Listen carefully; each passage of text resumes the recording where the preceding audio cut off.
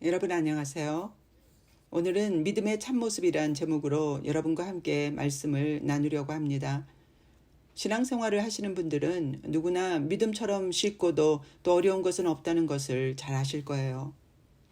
구원을 얻는 믿음은 너무 쉽지만 거듭난 후에 예수님을 신뢰하는 믿음을 갖는 것은 너무나도 어렵다는 것을 알게 됩니다. 그래서 믿음으로 시작은 잘 했는데 신앙생활을 하면서 시험에 들고 실족해서 믿음을 버리고 예수님을 떠나는 경우가 종종 있는 것을 봅니다. 그런데 이런 일은 믿음이 어린 사람만 아니라 믿음이 좋다는 사람에게도 있다는 것이에요. 특히 목회자나 리더가 넘어졌을 때 사람들에게 주는 영향은 너무나 크죠. 저런 분들이 넘어진다면 과연 내 믿음은 안전할까? 내 믿음은 과연 진짜일까? 어떻게 믿어야 잘 믿는 거지? 우리는 새삼 믿음에 대해 혼란과 함께 의문을 갖게 되는 것입니다. 여러분의 믿음은 어떤가요? 바른 믿음을 갖고 있다고 확신하실 수 있으신가요? 만일 그렇지 못하다면 어떻게 해야 바르게 믿을 수 있는 걸까요? 첫째로 여러분과 함께 생각해 보고 싶은 것은 우리 믿음의 근거를 무엇에 두고 있냐는 것입니다. 한국 민족에겐 하나님이 주신 특별한 영성이 있어요. 민족적으로 보면 아마 유대인 다음으로 하나님을 믿는 마음이 특별한 민족일 거예요. 그래서 과거에 우리 조상들은 여호와 하나님을 몰랐기 때문에 수많은 우상 숭배를 해왔어요. 이렇게 선조로부터 물려받은 영적인 DNA 때문에 한국 분들은 비교적 예수님을 쉽게 믿지만 믿고 나서가 문제인 것입니다. 주님을 신뢰하는 믿음으로 성장하는 과정에서는 타 민족보다 오히려 더 많은 어려움을 겪는 것을 봅니다. 왜냐하면 오랜 우상 숭배로 인해 내려온 영적 기질 때문에 하나님을 마치 우상 섬기듯이 믿기 때문이에요. 그래서 예수님을 믿어도 삶은 변화되지 않고 쉽게 종교적으로 변질되는 것입니다. 하나님이 다른 종교의 신들과 구별되는 이유가 뭘까요? 하나님은 인격적이시기 때문이에요. 다른 종교의 신을 믿는 데는 신과의 인격적인 교제가 필요 없어요. 그저 일방적으로 믿고 헌신하면 됩니다. 그러나 예수님을 믿는 것은 인격적이신 주님을 알아가는 거예요.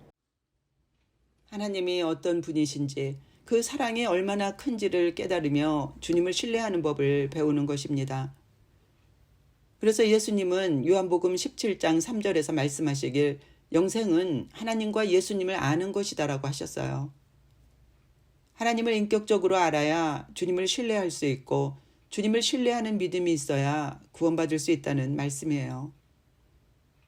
그래서 성경에서 주님이 어떤 사람을 거절하실 때 보면 언제나 나는 너를 알지 못한다고 말씀하셨어요. 이 말씀은 동시에 너도 나를 알지 못한다는 뜻이기도 해요. 그래서 거듭난 후에 예수님을 인격적으로 알아가지 못하는 것은 아주 두렵고도 심각한 문제인 것입니다. 우리는 왜 하나님을 믿으면서도 왜 또 하나님을 원망할까요? 왜 주님께 실망을 하고 주님을 떠나게 될까요? 내가 생각하고 기대했던 예수님과 다르기 때문이에요. 예수님을 모르고 있는 것입니다. 그래서 아무리 열심히 믿는다 해도 주님을 모르기 때문에 신뢰하지 못하는 것입니다. 그래서 예수님이 말씀하시길 내가 올 때 세상에서 믿음을 보겠냐고 하셨어요. 교회가 이렇게 많고 신자가 이렇게 많아도 주님이 인정하실 믿음을 가진 사람은 소수라는 거예요. 믿는 사람은 많아도 구원받을 사람은 그리 많지 않다는 뜻입니다.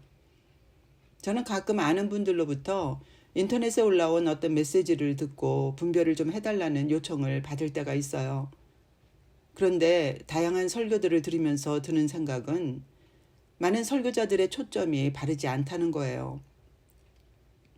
초점이 예수님과 예수님을 알고 그분과 친밀해지는 것에 있지 않고 교리나 교훈에 더 치우쳐 있다는 생각이 드는 것입니다.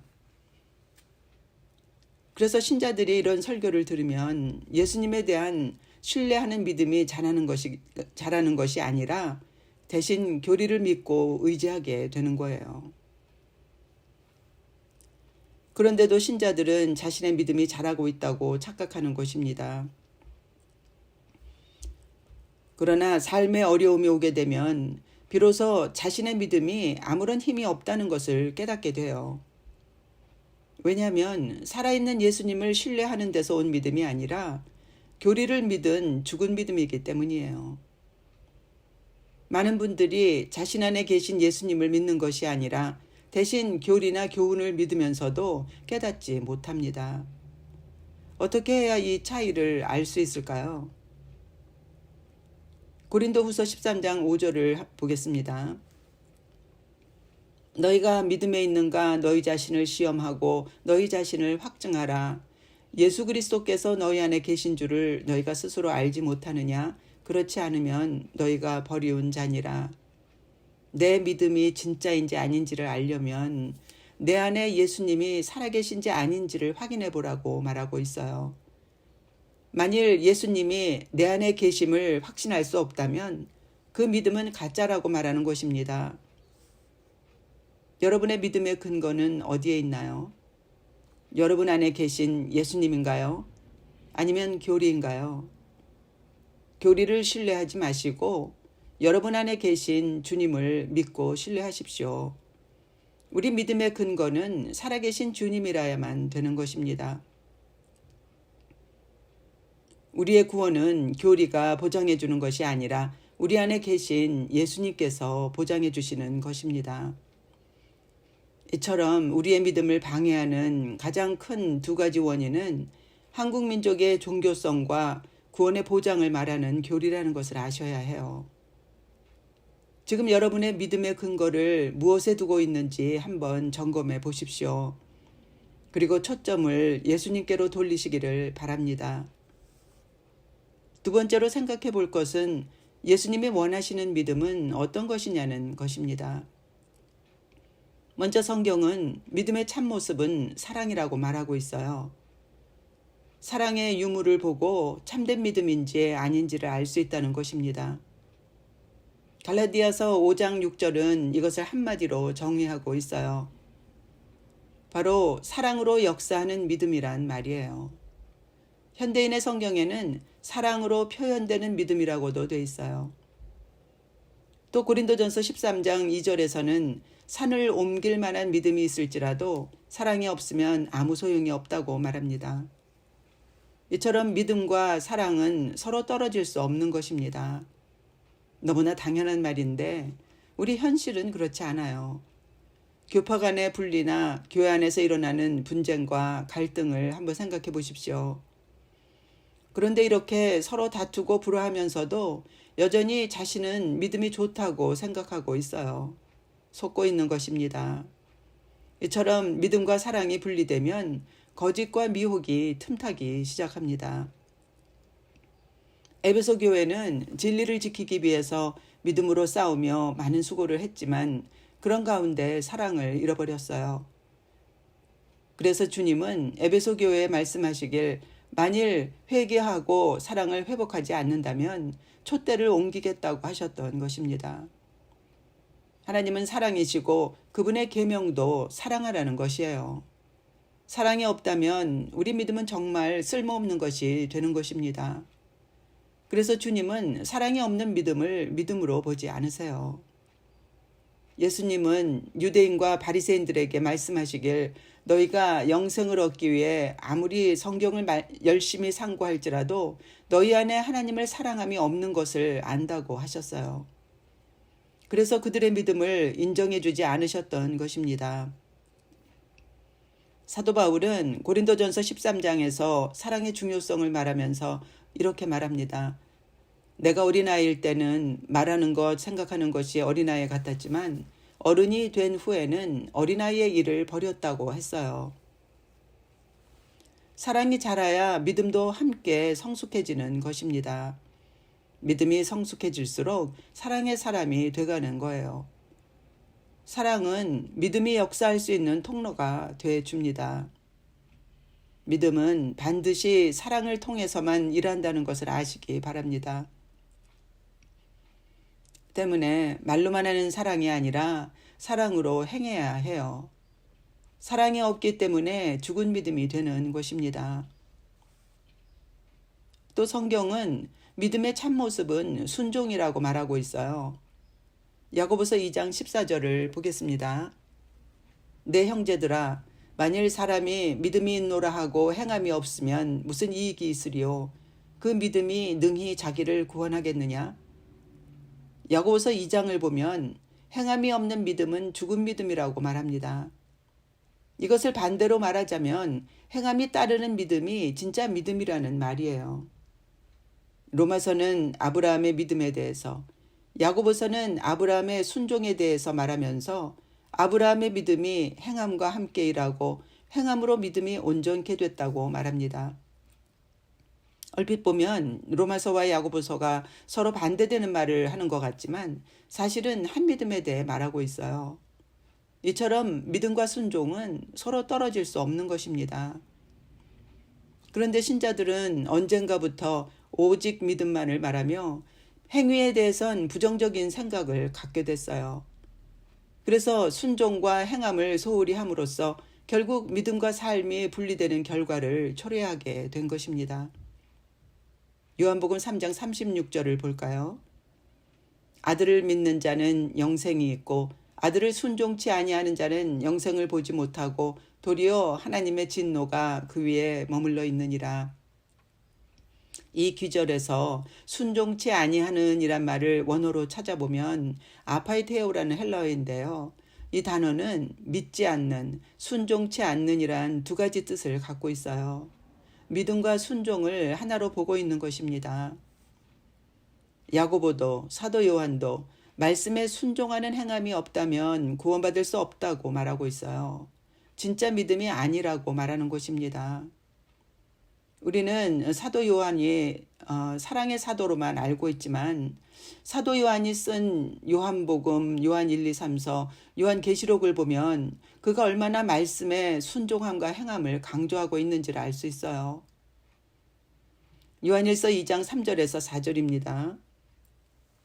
우리가 그의 계명을 지키면 이로써 우리가 저를 아는 줄로 알 것이요 저를 아노라 하고 그의 계명을 지키지 아니하는 자는 거짓말하는 자요 진리가 그 속에 있지 아니하되 누구든지 그의 말씀을 지키는 자는 하나님의 사랑이 참으로 그 속에서 온전케 되었나니 이로써 우리가 저 안에 있는 줄을 아노라.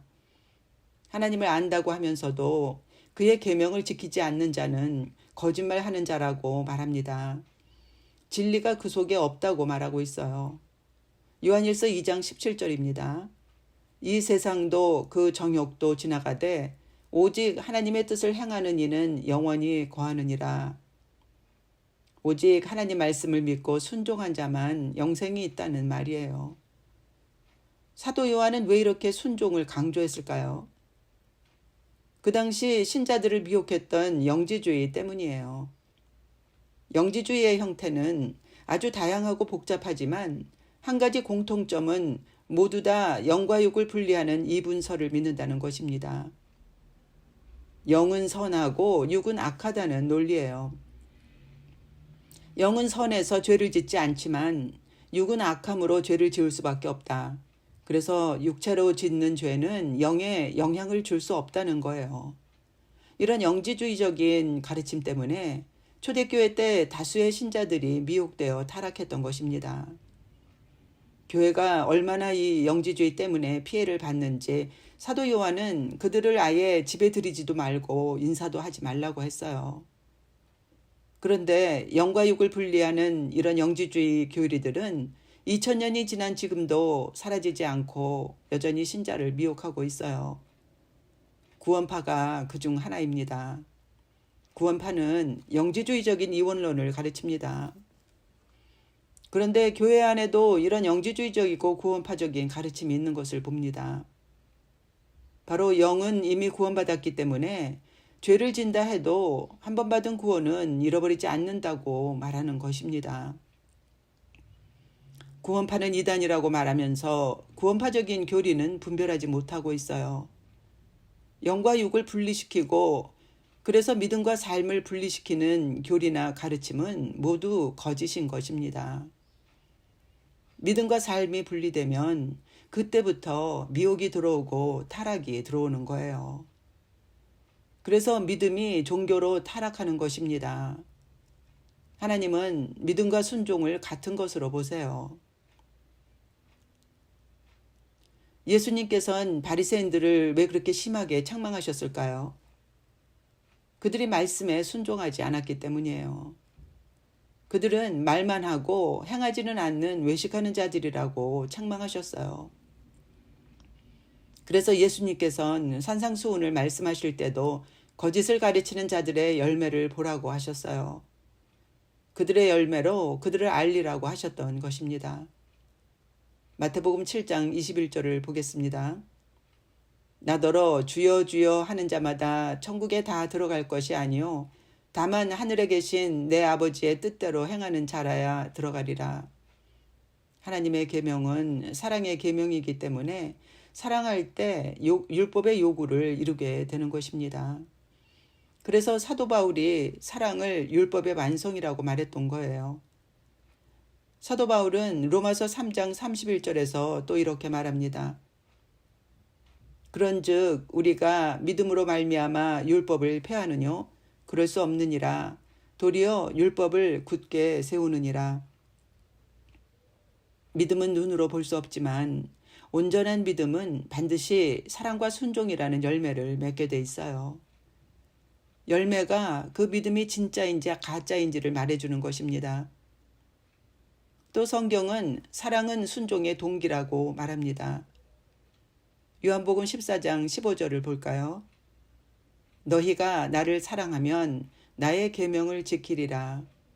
다음은 21절입니다. 나의 계명을 가지고 지키는 자라야 나를 사랑하는 자니.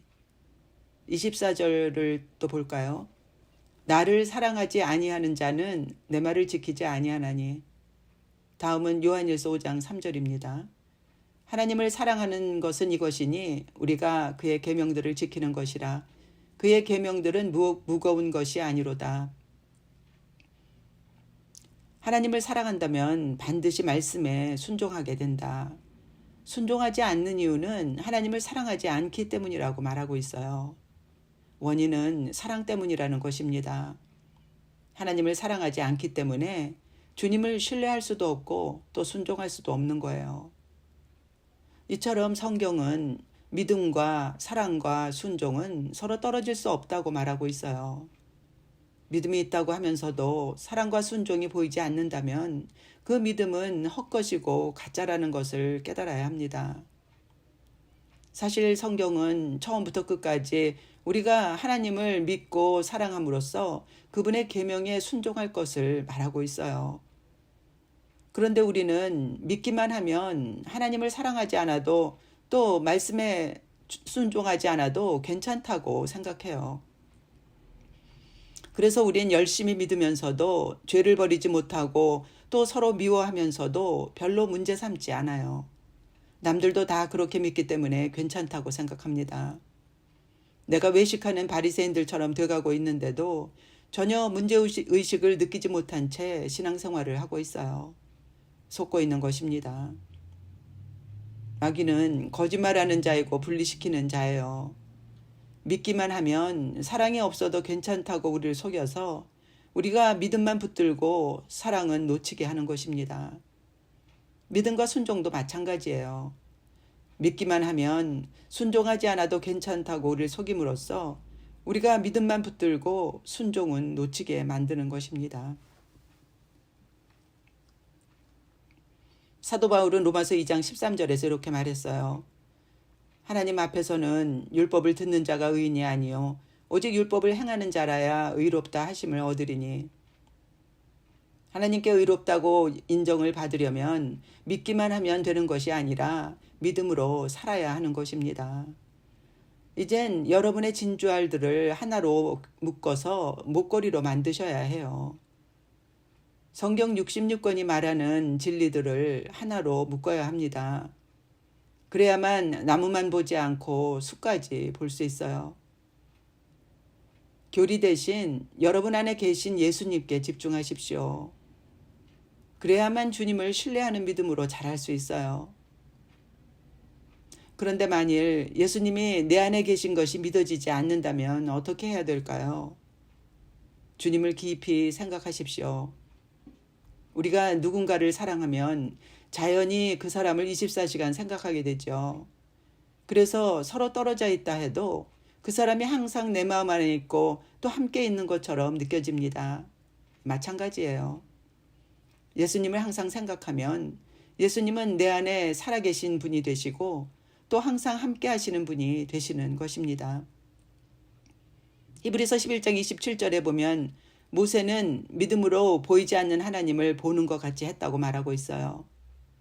모세는 마음으로 항상 주님을 바라보며 살았기 때문에 믿음으로 살 수 있었던 것입니다.